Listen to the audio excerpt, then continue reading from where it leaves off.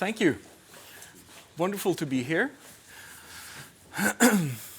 So what's up with these consultants wanting to become academics? You know, I found my inner geek and found out that I really have to do research the good old-fashioned way at the right place.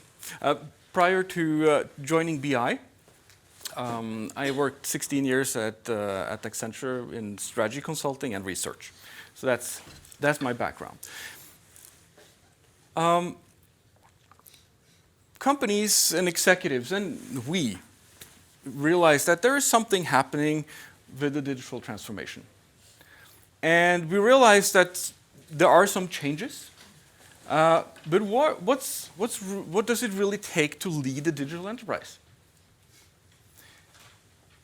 Is everything different? I don't think so. Is something different? Definitely. And what is different, and what can we do about it, right? That's our challenge. And I realized I think we'll find some connection points between Knut's and my talk and Anders I will introduce soon. So we've tried to not try to say everything there is to say about leading the digital enterprise, because I don't know, anyone really knows everything there is to say about it. Certainly not me. Maybe Anders, because he's doing it. So we've decided then to focus on some topics that we think are important, and then we'll try to reflect, amongst ourselves on what this means for how we train executives and to be executives, right? So one big trend that we see is the emergence of artificial intelligence and intelligent technologies. And how does it impact work, and how does it impact the manager role, right? Then we have the most important part, the coffee break, right? I respect that. Then Anders Skoe, who's the CEO of Finn.no, the leading classifieds and online marketplace provider in Norway, and part of Schibsted. It's a major European media company that's actually a digital transformation success story. I don't know how old Schibsted is, like 150 years or something, based originally in paper-based media, and has managed to transition into a digital powerhouse. And Finn, and Anders' company here, is a major part of that transformation, while still growing and being profitable all the time, which is something we all can learn from. Then I'll try to, and he will talk about how to build a culture for experimentation and learning. And I'll try to conceptualize that a little bit and bring that up to how does this influence how we think about strategy, how strategies are developed, executed, and what's our role in that, because it requires another skill set. And then we'll have plenty of time for discussion, and hopefully we'll be able to challenge you as well, and we'll come up with some ideas about how we can implement this in our daily work and improve how we train executives. Sounds okay? Yep. So you have probably heard the same thing as I have. AI and robots are coming for us and they're taking our jobs. Right? So if you all close your eyes and I say artificial intelligence, what's your emotion then? Right? It's probably not something pink and fluffy. It's probably something, fairly hostile and creepy, and we have these mental pictures of the Terminator or something else, right? And you've seen it in the media, you've seen it in research reports, that the forecasts say that in about 15 years or so, from a third to more than half of the jobs as we know them today can be done by computers. Whether we believe it or not, that's another case. But if it's a slight possibility that it might be true, we should prepare. Okay? And we're also used to technology in the workplace hits people on the front lines. It's the factory workers, soon to be the taxi drivers, it's the shop assistant, and managers, well, they have managed other people's digital or technological transformations, but not so much our own. And you might say, well, over the last 30 years, I've dealt with the introduction both of email and electronic calendars, and it's really tough, right? I can see that. But it's going to get even tougher, I would say. Because now we're seeing technology, cognitive technology that can do and support knowledge work. And that's really the essence of management, right? In making decisions, solving problems, reporting, managing information, all these things that these types of technologies will impact. So what's really going on here? And before I get to that, I would like to say, what do we mean by artificial intelligence? Because there's a million of definitions out there. And this is one for the business school. This is not for the engineering school, okay? So artificial intelligence or intelligent systems have 4 characteristics. They're systems that can sense, comprehend, act, and learn. What do you mean by that? Can sense the environment, can register from anything from sensors, visual, sound, temperature, whatever, traditional data streams, anything that can inform us of the environment. Comprehend means being able to draw patterns, see connections, correlations, statistical patterns, or all the types of patterns that can give us some form of understanding, comprehension of that data. And turn that into action.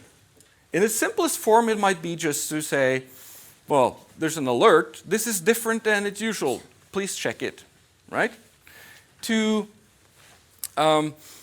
assessing the potential impact of various alternatives, suggestion, path of action, and to actually doing it proactively, like self-driving cars or whatever. Self-driving managers, perhaps.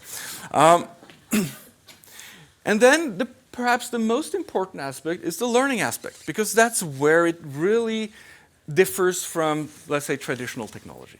Because we're used to an IT system, a good one, does exactly what it's supposed to do and nothing else, and it doesn't change its behavior. Only when you reprogram it or change the settings. Okay, that's when it changes the behavior. But now we're talking about systems that learn from experience, right? And what is experience to a computer? It's data, right? The more data, the better algorithms. And it can learn from its own experience and from more data from the environment. And that's really the essence of what we mean by artificial intelligence. And then typically, intelligent systems will consist of multiple technologies integrated that collectively have these capabilities. Do you follow? And the technologies that we see here now, they might be changing in a year or two. These are just current examples. The point is that these are the characteristics of intelligent systems, and they will become increasingly intelligent. And it's also a point that it's not really about replicating human intelligence, which would be a branch of it, but how interesting is that really? It's really about finding the good combinations of what machines are good at and what people are good at. So, if we then, if I would like to, challenge you with a bold question here. Are you ready for a machine on the leadership team? Okay, think about it. Actually, already 4 years ago, a Hong Kong-based venture capital firm, Deep Knowledge Ventures, they appointed an intelligent algorithm as a member of their investment board with voting rights in investment decisions. Okay, right. It was certainly a PR scoop. It's hard to assess the merits of the technology, but think about it as a precursor, a possible precursor to what we'll see more of. What can we learn from that?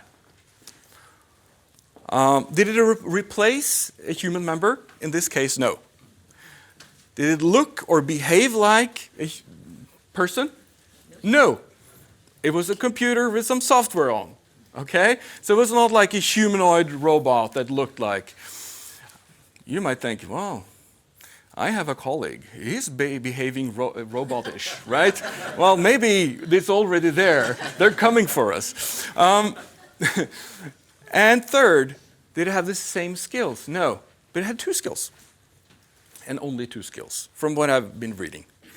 One, it's really good at financial analysis. Is that useful when you're in an investment business? Yes, it's useful. And it's really good at analyzing data from clinical trials. Is that good when you're investing in medical technology? Yes, that's useful. Can we imagine that this collective of people, and now also a machine, can make better decisions together? Assuming that this machine works. Yes, we can. It is possible to think that we can actually complement each other. And this is really the first lesson, because we tend to think the overall narrative here is artificial intelligence leads to automation, leads to unemployment, which is one of several likely scenarios. And it will not always be the case. Okay? So we start asking ourselves, how will AI impact managers' work? And how can we as managers and as employers and trainers of managers adapt in order to make something valuable out of this? And of course, we read everything we could come across. We interviewed technical and leadership experts, and then we thought, why not ask managers? We surveyed managers, 1,770 managers across 14 countries, different management levels, different industries.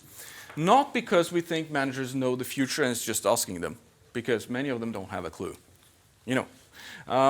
But knowing about their work, their attitudes towards technology, their fears and expectations will tell us something about the challenge of when we adopt these things, right?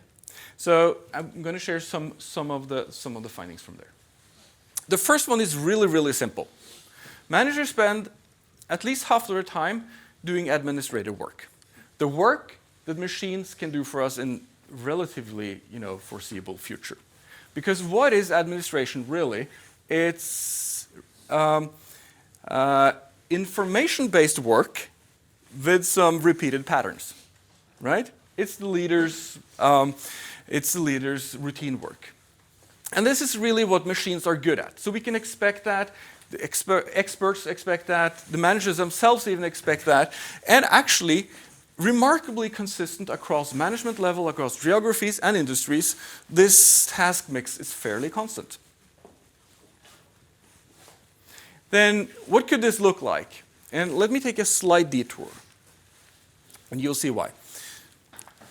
What's special about this financial news article? You can probably not read the text. I can tell you journalistically, it's not special at all. It's published at a business website. The source is Associated Press. The interesting thing is that it's written by Intelligent Report Engine. It's written by a robot, most of it. And what happened in Associated Press when they did that? Well, first of all, they were able, in the financial news department, they could increase the number of companies and the number of articles per quarter from about 300 to 3,000 to 4,000, which is a great sort of productivity increase. Most would think that would be good. So what happened to the people then? The journalists. Are they out of work? Do they have 3 lunches per day? What's up? And in this case, now they're not trying to be Wall Street's fastest typewriter operators anymore. Because with financial news, time is of essence. The machines can do that. So report financial, quarterly results, etc. The machines can do that. Great. But then they can spend some extra time on the most interesting companies and the most interesting stories. They can talk to the CEO, to analysts, to people on the streets. They can visit a store, or something, and do some background research and write a much more interesting article. And they do. So you increase volume and quality. And actually, automation here doesn't lead to unemployment in this case, but to more interesting work. Because you automate the boring part of work. Okay? I just want to punch some holes in this dominant narrative that it always leads to death and destruction. Okay? But then, this looks like something you do quite a lot. You know, who would like technology like this to draft your next monthly report? You know, that's the task that most managers are willing to automate. Yes, please, if possible. Okay? Reporting. It's sort of, yeah, you get it. And actually, we see some early applications. This is a very narrow one, but still. This is a screenshot from Tableau, which is a leading data analytics software provider. And they have, together with narrative science here, implemented a module so you could get a written explanation or description of any analytical chart. So you can choose. Would you like a long or a short one?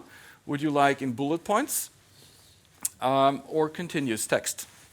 And as a former consultant, I would, of course, have a lot of bullet points. So I would choose that. But, you know, it's really up to you what you would do. So this is very narrow, but still it's exactly within what managers often do. It's very closely connected to one of the most time-consuming management tasks, namely reporting. So we can see that it's approaching, okay?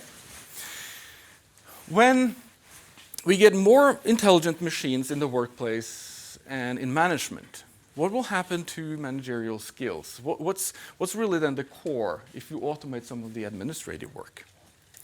Well, actually, I think that the greater presence of machines, the greater need for human judgment, for all its shortcomings. So what do you mean by that? You know, when data is sufficient to make good decisions, you know, computers will do well. What if data, or the available data, will not be sufficient to make a good decision or establish a good practice? Well, that's where you need human experience, expertise, ethical reasoning, empathy, holistic thinking, these things that we still have an edge on, right? So we really have to keep a focus on that and not only train managers in new technology. We have to do that as well. A couple of the things that machines struggle with is being creative and collaborate with others, okay? So generally speaking, if a task requires you to be creative or high level of interaction with others, it's not likely to be automated.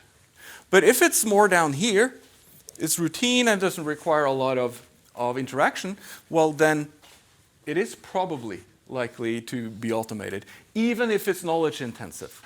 Think about what's happened to accounting over the last few years, just through digitalization, and imagine what will happen when you put machine intelligence on top of that. I mean, it has been radically transformed. A lot of it's been automated already. There are a number of these information-intensive tasks that will be automated. So what are the skills then? If we ask managers, what are the skills you think you need to learn in order to stay competitive here? And this is the list that we got. First, digital technology. Then you see 3, let's say, judgment-related skills. Creative thinking, experimentation, data analysis and interpretation. And we're actually quite concerned that the interpersonal skills are such low on the list. Because if you accept the premise that in the long run, all routine work will be automated. I mean, it's been happening for 200, 250 years since the steam engine, right? It's just accelerating into new types of work. Then we realize what's left? Well, it's the non-routine stuff then.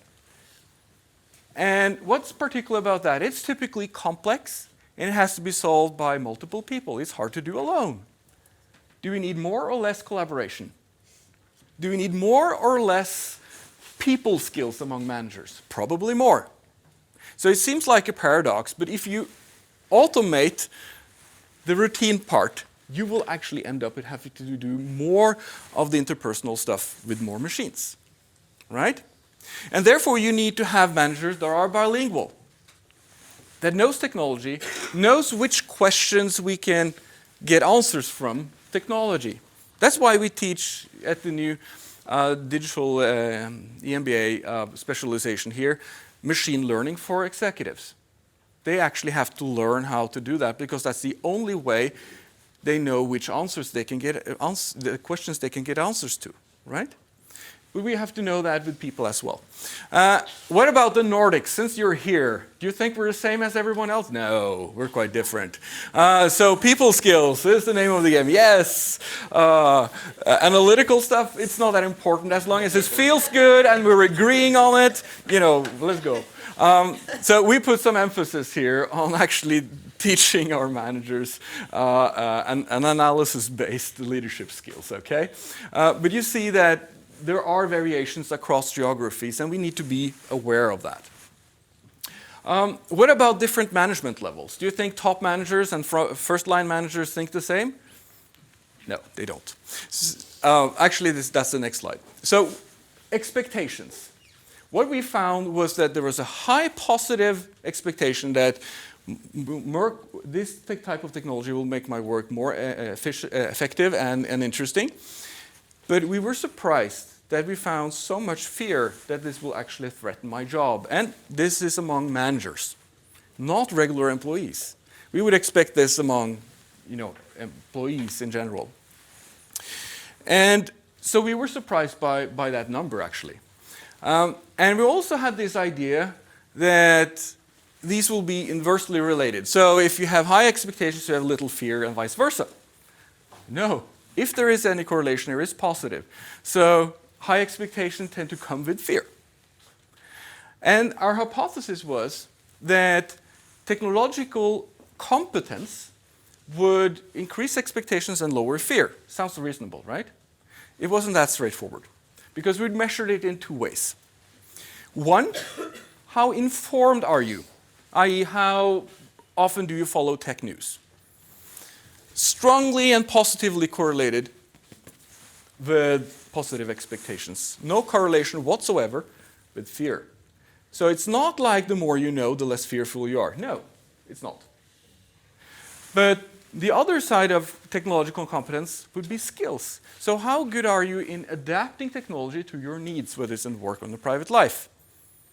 And that had a strong and negative correlation with fear. So the more capable you are, the more skills you have in technology, the less fearful you are. But it had no correlation with expectations. So what can we learn from that when we talk about these things and we think about from a change management perspective? Well, we need people to be informed so they can be sort of enlightened about the possibilities. But if you would like to do something with the fear and resistance, you actually have to train them in real skills. Connects back to what Knut said initially, right? About not just knowing how to talk about it, but actually how to do it. So that's, building on that challenge.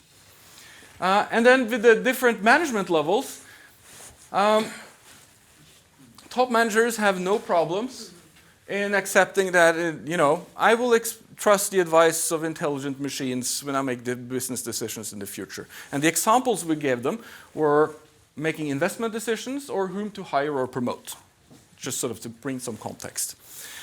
First-line managers are skeptical. Here are just the strongly agrees. If you add the somewhat agrees, that's almost all of them here. And as learning technology requires data to learn, actually how much data you give them is a very real issue, right? So how comfortable are you, or are you comfortable with an intelligent system monitoring and evaluating your work? Top managers, not really a problem. First-line managers, well, skeptical. There might be several reasons for it. Maybe the top managers have some more perspective in being open-minded. That's a very rosy sort of interpretation. Who's making the decisions? Who have to live with them? There are a number of reasons why. The important one is really that when executive groups make decisions and discuss these issues, they cannot assume that the rest of the organization will think likewise. They cannot assume that the rest of the management core will think likewise. And that's important to know. What about geographies then? Are we all the same across the world, regardless of skin colors or cultures? Nope. Same questions. Nordics, very skeptical here. India, a majority strongly agrees that I will trust the advice of intelligent systems? Okay, we could speculate. On the privacy part, on the workplace, same pattern. 61% of the surveyed Chinese managers strongly agreed to that statement. We could speculate again. I think the important question here is, if you're running a global company, and